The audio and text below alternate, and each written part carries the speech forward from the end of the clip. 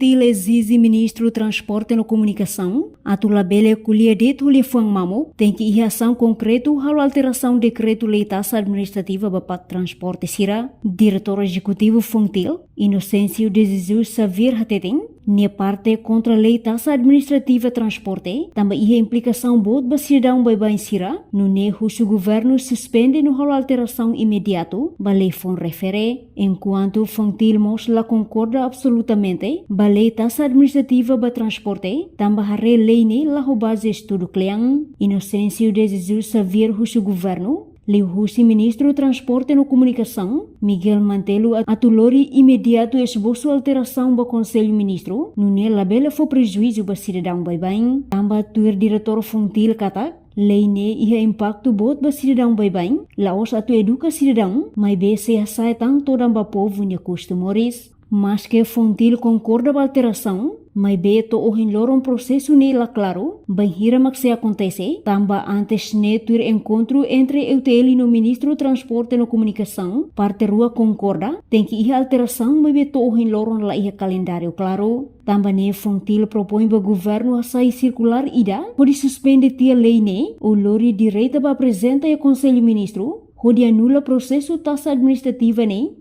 significa concorda malu ibundeit, mas be ação atu muda cidau iha, nia realça, governo tem que halo exercício cobra taxa, mas be taxa nebe cobra tem que ir racionalidade. Mesmo que não é, a mim concorda atu, só que alteração não tu agora lá claro bem ira. Também momento de UTL a soro malo o senhor Miguel Mantelo, ministro do Transporte e Comunicação, né? Asur malo dia timuruan calendário de tempo hira makal alteração tu agora belate. Ini tem que imediato. Label janji tinggal janji, ne PHP polis pemberian harapan palsu. Nakam penjinakan. Takar asam bahira tem que sair circular ou suspende. Dia decreto oh halo lori processo ba Conselho dos Ministros, pode anula processo de lei ne decreto lei to de taxa administrativa ba também tem que levar para o Conselho Ministro. Então depois a sua to agora ne resultado será. O ministro será halo outro mal. Ne be concorda malo ni ibu masam ni tu mudan to inor será. Também agora ami agora Fontil selo ela careta rua presidente agora atual ne lei vale agora ne. Se lei nem for mas ambelus falam nós não for filho faligal. Hans am ser trata sim ser bel devolve falam nós não. Também impacto si lei nem am selo tiana. Ya atu edukasi dan asasnya.